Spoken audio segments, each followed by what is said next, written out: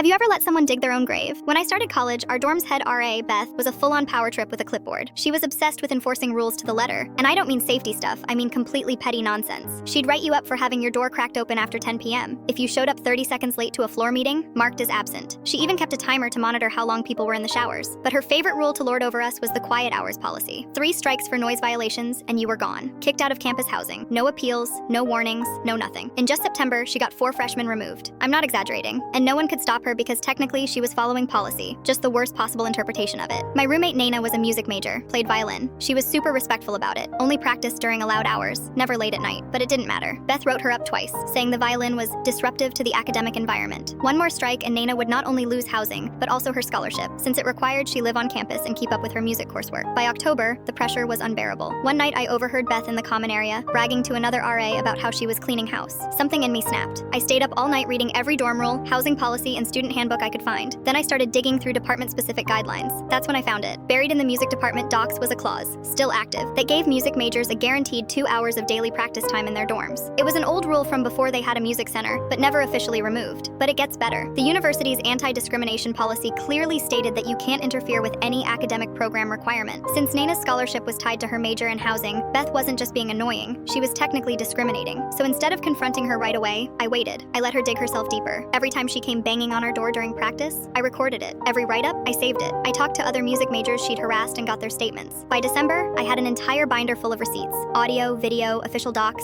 signed witness accounts, but I was still waiting for the final nail. 2 days before finals, Beth came in like the queen of the dorm, storming our room mid-afternoon during Nana's practice. She looked thrilled. "That's your 3rd strike," she grinned. "Pack your bags, you're out." Effective immediately. Nana just froze, then started crying. And Beth, she just stood there smirking, loving every second of it. That's when I pulled the folder out from under my bed. "Actually, Beth, I think Dean Richards might want to take a look at this first. He'd be really interested in these 47 documented violations of university policy, especially the ones that qualify as discrimination." That wiped the smile clean off her face. She blinked. What violation? So I walked her through it. The old music clause, the university's anti-discrimination rules, the timeline of every violation she'd handed Nana despite being within her rights, and the statements from the other 3 music majors she'd targeted. "By my count," I said, "you're opening the university up to a very ugly lawsuit. Easily millions. You want to risk your career on that?" She didn't say a word, just stood there, clipboard in hand, turning red and white in the face like she couldn't decide which emotion to feel. "Or," I added, "you could lose that form and forget this happened." Beth stared at me for a long second, then ripped up the write-up on the spot and practically sprinted out of our room. She never bothered Nana or any of the other music students again. The next semester, Beth was mysteriously reassigned to a different dorm on the far side of campus. We heard she wasn't even allowed to serve as head RA anymore. Nana got through her year with 0 issues and kept her scholarship. I never said another word to Beth, didn't have to. Sometimes the best revenge is just letting someone do exactly what they think they're getting away with until they're too deep to climb out.